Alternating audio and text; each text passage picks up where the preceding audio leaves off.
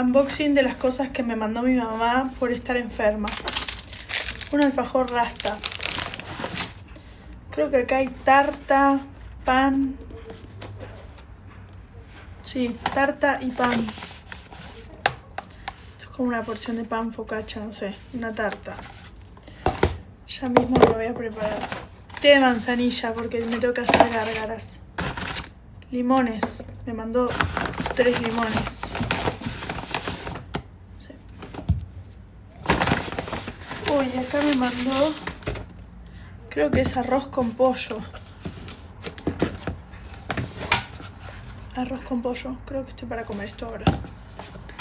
Gracias, mami.